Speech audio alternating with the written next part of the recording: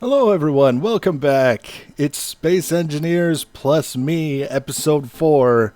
I'm Enigmius, and today we're going to do a bit of a tour of some things that I've done, and then we're going to do some things. Pretty simple and straightforward.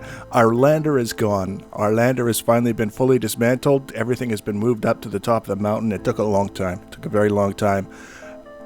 It was suggested, again, and we looked at this in the last episode, that we try and fly it up, but we lost one of our control thrusters in a great phantom saboteur accident, and as a result, our only options were to basically dismantle it and carry it all up manually.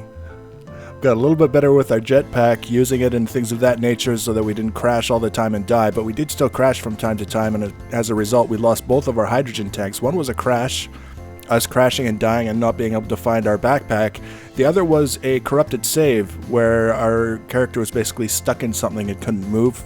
And then when it came to trying to correct the whole situation with an external editor, our inventory was basically wiped out. So the only thing we lost in that case was the hydrogen tank and the tools that were with us, but our tools respawn whenever we respawn, so it was just the hydrogen tank that we lost. We're going to have to make another one of those fairly soon, and until then we can't do much with the jetpack because we don't have enough fuel. So you can see I apologize for the stutter insofar as I can apologize for something I can't control. It's just the nature of the game right now. It'll improve over time, but we're inside our base as far as it goes. We've got a pair of batteries. We've got storage. These were things that we put in the last episode. We've also got an oxygen generator here that we brought up from the lander. Got it all set up. We don't need oxygen on this planet immediately. We have enough oxygen in the atmosphere. We can just take our helmet off and breathe oxygen. It's not a problem. But if we want to be doing things in the future, like say making trips to the moon or whatever, it would be handy to have some on-site oxygen storage so we can just, fill up a bunch of oxygen tanks in a ship and then go and do what we need to do. So it's not necessarily something we need right away, but it's something that we can make use of. What we can use is the hydrogen that we get out of this process. But in the meantime, we've got the oxygen tank from the ship, and we've got some conveyors moving oxygen from the oxygen generator to the oxygen tank. And once we get the hydrogen tank in place, we'll also have conveyors connecting to that. And that's all that we've done inside. There's other things that we still have to build based on what we took out of the lander, but this is just all I've got set up so far. We got everything done with the lander, and I said, good, that's enough for now. So what we're going to do is we're going to head up and take a look at our solar panels. We had them all set up, and they were flat. And a viewer suggested that we take another look at how we have them oriented so that they're catching sunlight a little bit better, and ultimately get more power out of them, because when they're oriented flat like that, they only get a certain amount, and it's not direct sunlight and all these other things to take into consideration.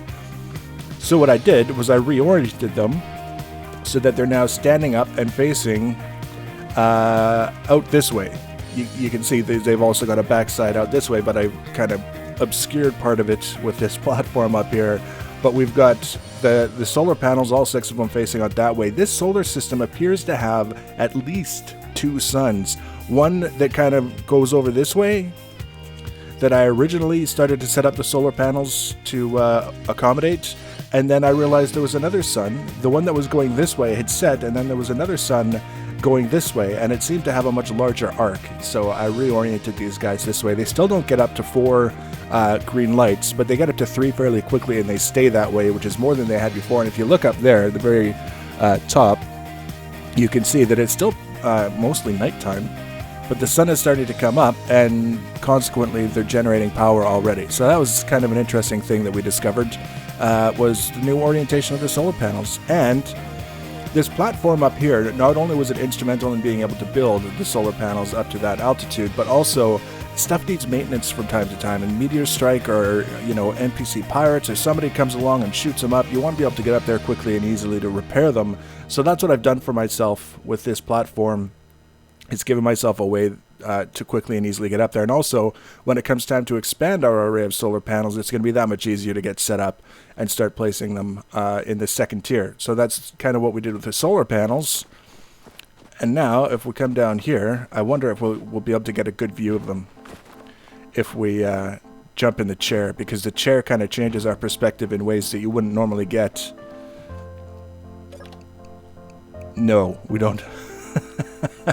We don't get a good view of them at all. It would be better if it was daytime. You can see there the 3 green lights, but you can't actually see the solar panels because it's too dark. So we'll come back a little bit later and we'll see if we can't get a view of the exterior of our base insofar as it currently exists. So now we have to start thinking about actually getting ourselves properly set up. The one thing that we're really sorely lacking right now is a med bay, and I've got all the parts that I need to make a med bay, but I have to place it before we can take advantage of it. In the meantime, if I die, I basically spawn way up in the atmosphere and have to make my way back. Not an ideal situation because we don't have the resources when we respawn to use our jetpack to get back. I see a couple of options, spawner ships that I could apparently choose as my way to get back. I haven't messed around with them. The bottom line is we can cut out all of that uncertainty by putting a med bay in our base somewhere so that if we die, we respawn in our base at the med bay. That's kind of the idea. So what we need to do is we're going to dig out a bunch underneath what this is basically the main floor, I guess you could say, and then it's got the ramp up to the observatory sort of windows. So at some point, this is going to be mostly closed in and a floor, but underneath is where we can start putting some of the larger machines. The refinery is massive. It is absolutely huge. I believe the assembler is also quite large, and then the med bay itself is like 3 blocks. It's kind of like an L-shaped sort of thing. So we need lots of room for these things, and we want it in a way that they're easy to get to, but they're still also out of the way. Hydrogen tanks are another one that are also quite large. So we're going to dig this out. We're going to get some structure built in place so that we know everything is the right size. We won't have to worry about digging out more or less later. And then we'll get to placing the components.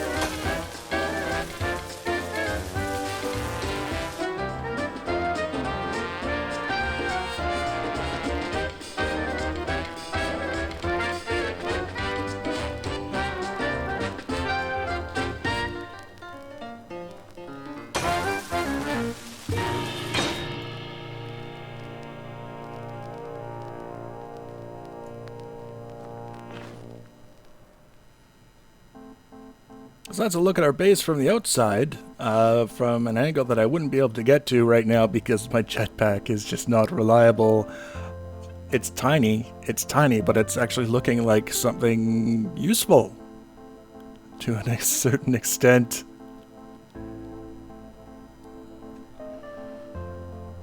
And so there we are, after an awful lot of digging and a lot of messing around with the refinery, trying to figure out how much space it actually needed so that we could make it fit. We've got a med bay, we've got a refinery, we still have to build the assembler. We're out of time to build the assembler for this episode. Next episode we'll build the assembler, and then we'll be in a position where we can go out and we can source materials, ores, things like that. We can dig them up and then we can bring them back and actually do useful things with them. Whereas previously, before we had this equipment in place, we were kind of just carrying around rocks. So if you want to be notified when I add the next episode, the easiest way to do that is to subscribe to my channel or follow me on social media. Links for social media in the information box below the video. Leave your comments and feedback. Thanks for watching, guys, and take care.